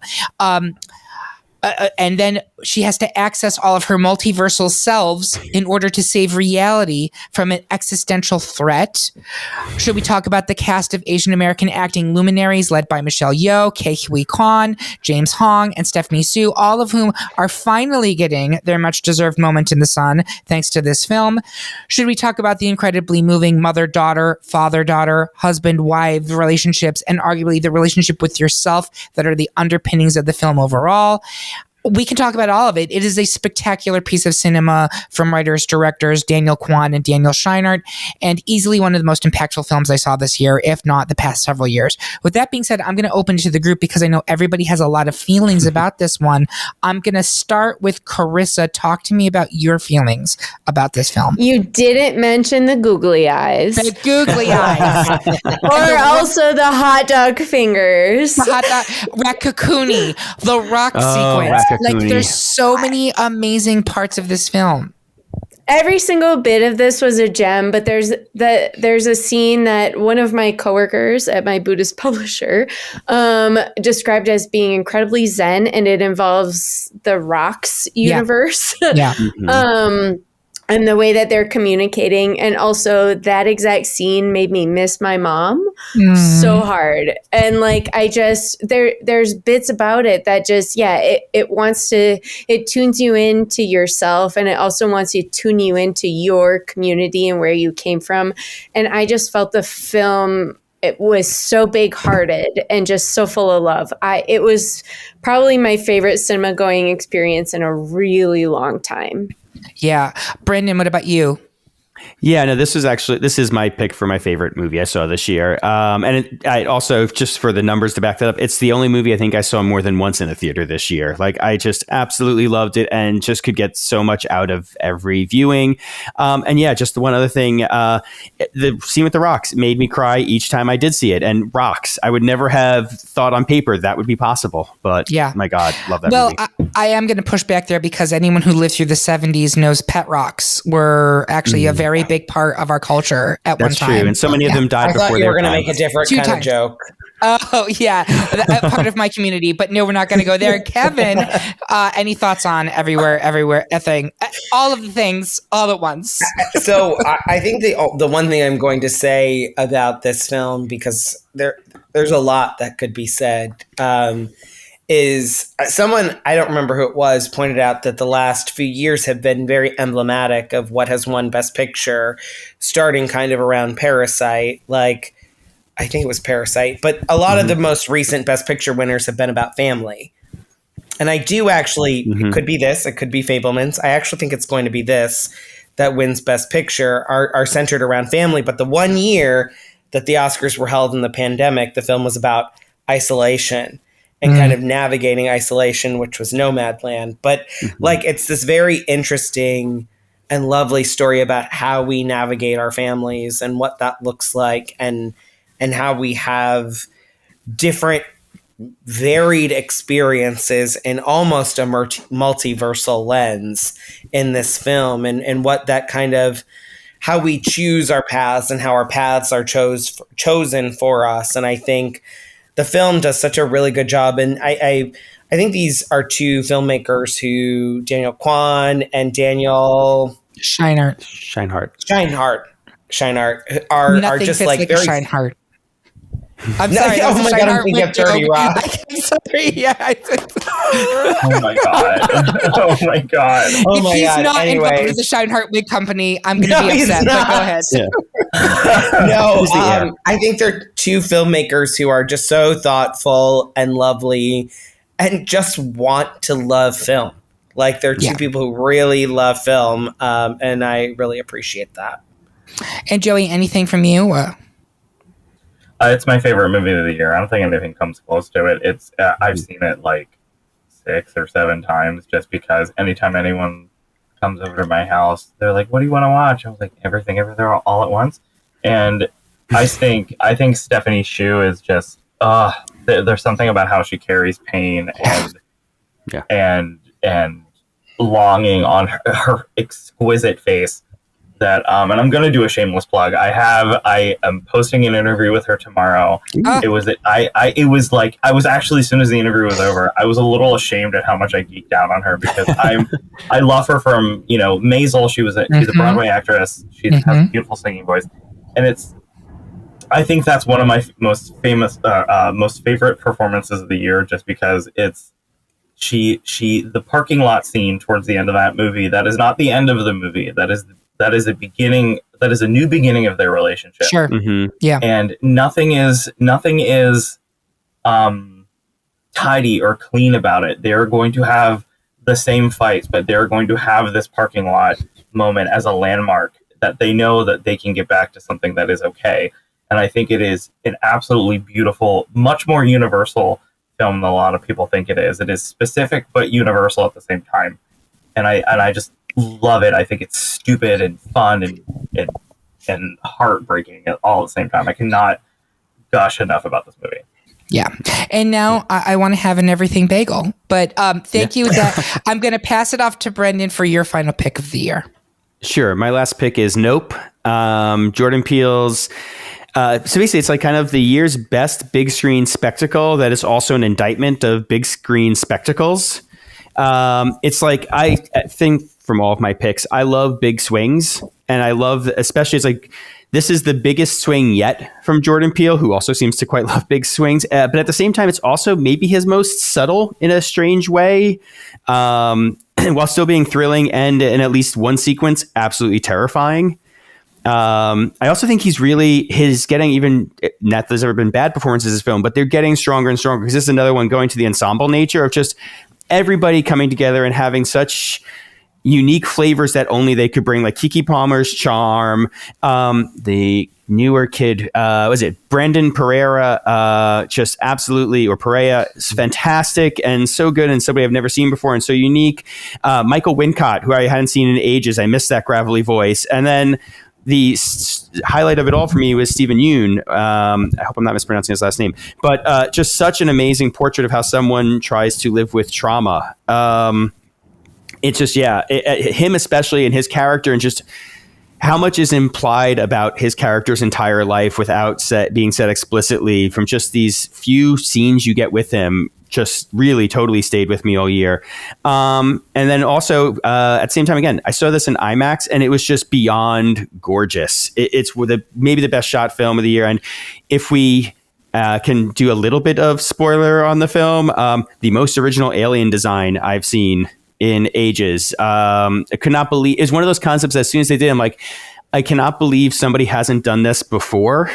But it's just such a clever new way to imagine that. And then the one last thing, it's also the most LA movie I've seen of the year. I don't know if anybody else on the podcast is from LA. I'm pretty sure that's not the case, but just some of the specifics, going from like the Fry's Electronics that's 5 minutes from my house, to like set etiquette, to the ranches where they film that are like just a half hour, 40 minutes away from me and where I was seeing it. It just felt like this was such a love letter and poison pen letter to LA and Hollywood at the same time. And absolutely loved it. Kevin, have you seen it? I love this movie. I actually just watched it again before we recorded, because I was like, I want to watch this movie to have it like fresh in my brain. And I found it even more engrossing and more spectacular the second time. I loved it the first time. And I think the brother-sister stuff is super interesting. I think you're spot on about the cinematography. I think it's Hoyt van Hoytema. His cinematography is so beautiful. It's so crisp. The score by Michael Abels, who did Us, is just like groundbreakingly. It's so beautiful and breathtaking and haunting. You're right about that scene being terrifying. It literally, I had to look away a little bit again. I think the last thing I'll leave on this with is I think you're 100% with Jordan Peele and his vision. It's almost like watching his counter, he was a great writer with Get Out, and he's always been a great writer, but this is his evolution into great directorial authorship. It's watching a person kind of take their writing skills and hone their directorial achievement in this film, which I think is what makes this continue his evolution as a creator of film. Excellent. Yeah. Well, thank you. A terrific third pick, Bren. Karissa, how about yours? Your final pick? Oh, so my final pick actually just came to the theater on December 2nd. So it's super, super recent. But I was lucky enough to see it during Denver Film Fest a couple of weeks ago when the director was actually in town. And it's called Four Samosas. The description that I read before choosing this film was that it's a Wes Anderson style heist movie. And if you know me, there's a few boxes that tick the things for me, and heist movies and Wes Anderson are key. So I went in with pretty high expectations, and I was blown away. I was absolutely delighted. My face hurt from smiling at the end of this film. It's kind of was everything. It's the story. It's set in Little India in LA, which is a neighborhood called Artesia.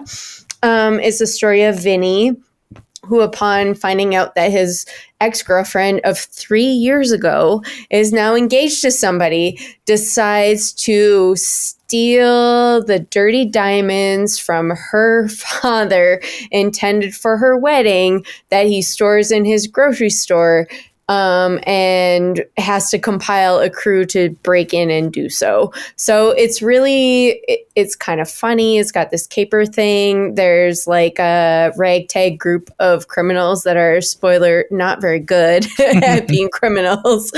But they're really good at being actors. There's someone who refuses to give up a slow walk and a limp because that's part of their character, even during a need to get a quick getaway. There's a lot of attention on snacks, which I really appreciated.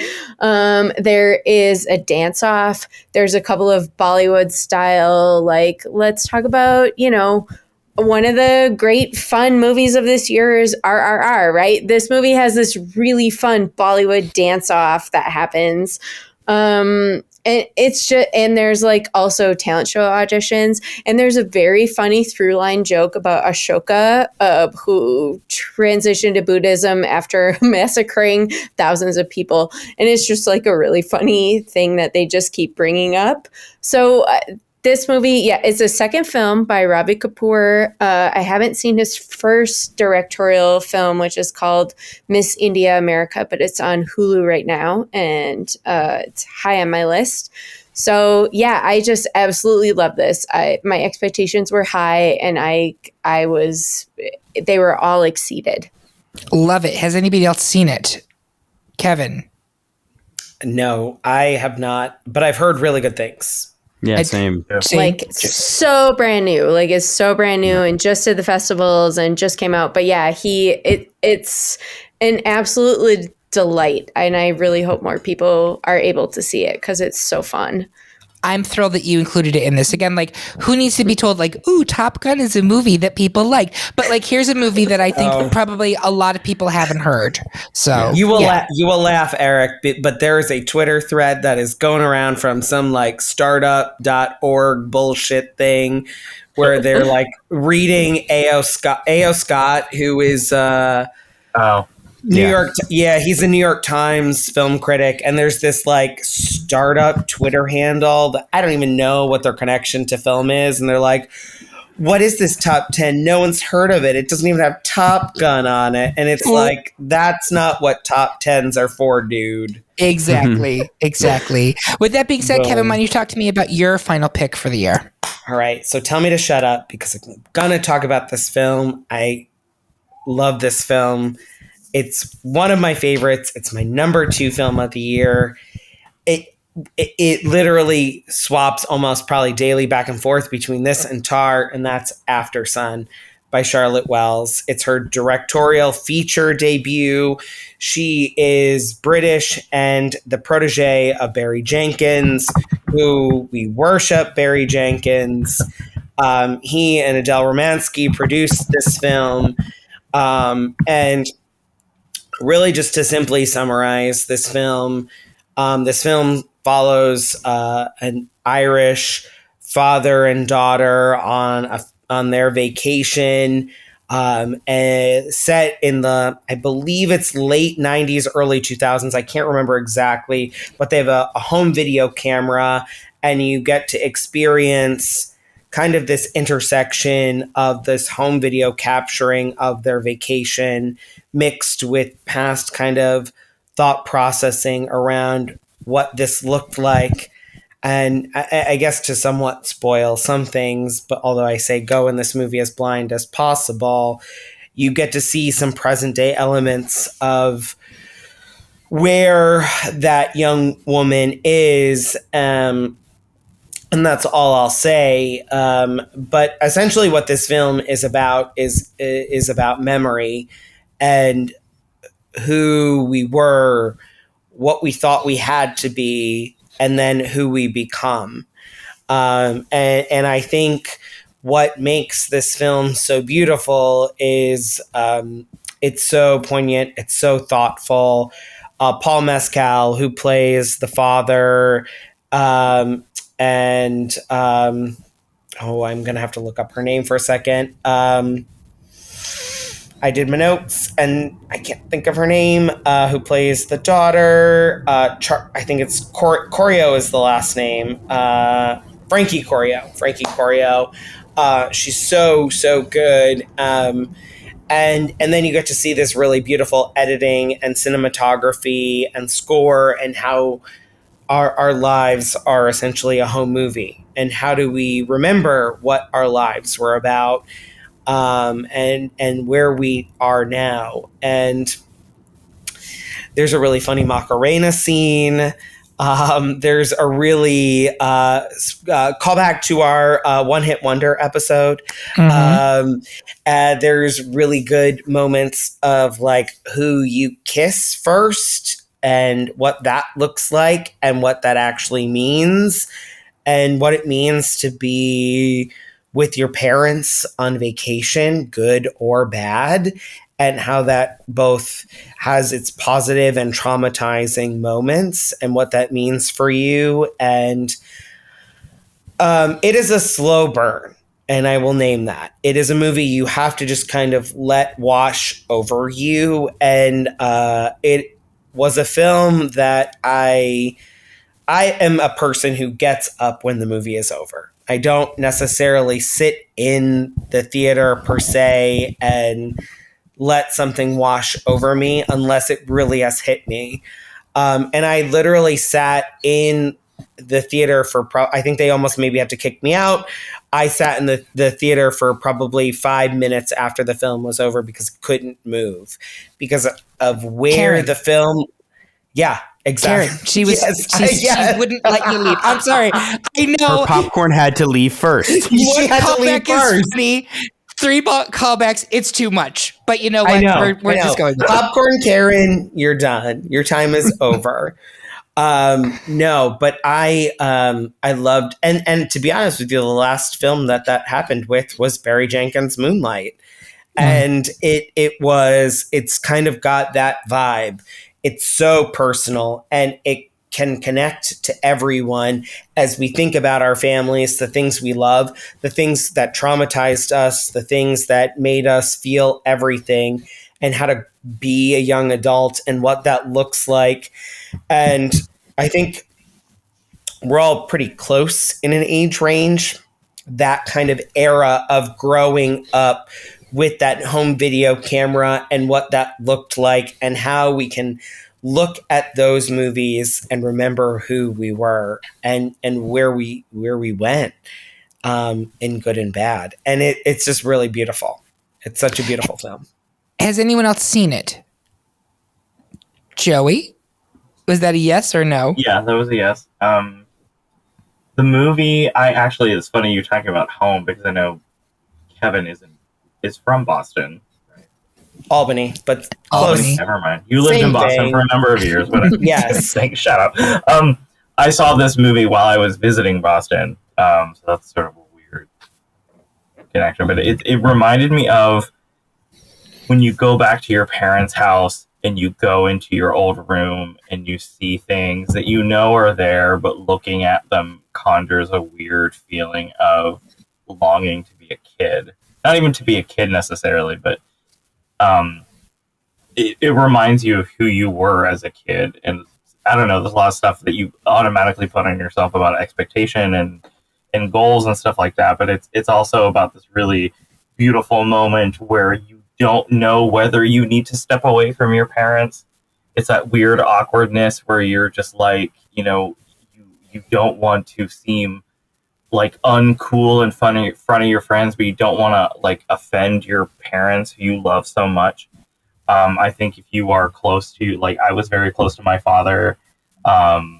So the mystery, the sort of darkened quarters that this movie sort of asks you to visit is very, very special. I think this movie means a lot of different things to a lot of different people. Interesting. Yeah. Brendan, Karissa, either of you seen it yet? No? Not yet for me, but I'm also like sort of offended that Kevin just gets up and walks out after a movie. Like, Kevin, all of those people worked to make this movie for you. You can't spend 5 minutes to let their names scroll past Show your the credits eyes. ahead of time. That's Oh all I my gotta God. say. I mean, Hey, there's Tar did figure that out. Tar did That's that. right. That's right. Didn't Nope do that too? It wasn't. Awesome, Tar yeah. was not the only film the only film I saw this year that did that had almost everybody up front, which Well, I just want to get appreciated. away from people. Kevin Yes. Dillon hates artists. That's what Yes. That's right. that's what I'm getting from this. There we go. That's the takeaway. Exactly. Well, One last thing I do want to say about this, which kind of pulls from Joey's thread, is like, as a queer person, kind of like performing as an adult, like what you thought you should have, and like thinking then again about what you should have been as a child is very much what you can take away from this film, regardless. Like, you think about like who and like, maybe not even as a queer person, but as any young othered individual, like what that looks like and why it matters. And as an adult, that you have your authorship. And like, I to be honest with you, it's very funny. I see a lot of like straight folks not connecting to this movie. I do too. A lot. And I think that's very telling. And I'll name that, like, not to say that has one side of the fence or other, but like, I think that's very interesting because they're not engaging with the othered nature of like childhood and like being an othered person, regardless of your, like, you could have been bullied straight person. That's fine. But like, I think this film pulls threads that really connect you in a way that a lot of films are trying to do this year, but this one does the best. fabulous. Well, thank you so much for bringing it to us, Kevin. Joey, why don't you take us home with your final pick for the night? Sure. And I did not expect to love this movie as much as I did, as Joanna Hogg's The Eternal Daughter. I will fully admit, the souvenir put me to sleep. Both times that I watched it. And I felt like a bad homosexual for that reason. And I didn't even see the second part. I think maybe I need to get away from the distance of it, of the popularity of it on film Twitter to really like it. The Eternal Daughter is essentially a gothic ghost story about a woman who is taking her mother to a hotel the daughter is a filmmaker and she's trying to conjure up memories from her mother. The mother and daughter are both played by Tilda Swinton. It's funny that we start the podcast with 3,000 Years of Longing. Swinton. Yes. This is, and then you sort of learn throughout the movie that the hotel that they're staying at, this little inn that is run by seemingly this really uninterested receptionist, was actually the home of the mother that they transformed into a hotel. And there's a lot of really beautiful, weighted, I don't want to say scariness, because it's not like a horror movie, but it's sort of like how your past can haunt you, and can you quite literally go home again? And it's this really beautiful, dark, it's like a nightmare that you sort of wake up from, and I did not expect it to be a movie about, you know, parents and what they tell their kids, and kids being afraid of asking questions of their parents, and you realizing that you are an adult and your parent is an adult at the same time, and sort of reconciling that. And I think it's sort of astonishing that, I mean, Tilda Swinton, we can probably all agree, is one of the greatest actors ever, and she you know, will take risks like any other person that we have seen in the last 20 years. And she has scenes with herself, and it's sort of like, I don't know where you end and where the mother begins. They're two beautifully distinct characters. And even though I can see the physical similarities in you, I think they're two different people. And there's a lot of like visual stuff that really feels like, you know, maybe you see a ghost, maybe it's just the fog around this little hotel, but it's sort of like, I don't know, maybe what you're seeing you sort of can't believe, but it's also at the same time, maybe you are really being haunted by a ghost. Who knows? And I don't know. I saw the movie a couple of weeks ago, and I have not been able to shake it. And it's gorgeous and sad. That's all I feel like. I can't really articulate what I love about it. I feel like there's a feeling about it that I can only sort of respond to, and it's just really, it's really great. Gorgeous and Sad, Lana Del Rey, the story. No, I'm just kidding. That's the name of my autobiography. Yeah. Joey Moser, gorgeous and sad. May we all be described that way someday. Exactly. May we all be. Did anybody else see it? Brendan, I saw you nodding along. You haven't seen it yet? Oh, no. I've read many good things on it. I'm sure it must have gotten a release here in LA. It's something I feel like I've read about a whole bunch, but I have actually not noticed it get a release yet. So I've been trying to keep an eye out. I think we just got it last week. I think it like just sort of came out. Okay. Yeah. Also, isn't Joanna Hogg Tilda Swinton's actual daughter? No. Right? No? Not? No, like No. Joanna Hogg directed the Souvenir. Tilda Swinton's daughter was the lead of it.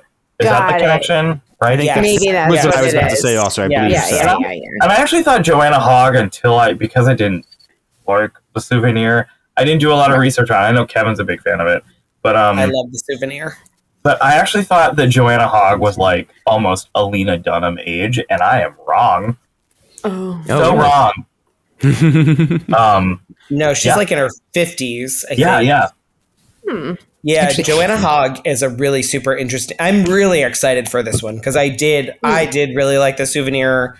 I like the Souvenir part. There's Souvenir Part 1 and Souvenir Part 2, and there's debate on what people like more or less. I like Part 1 more, which is the slower one that people find more boring.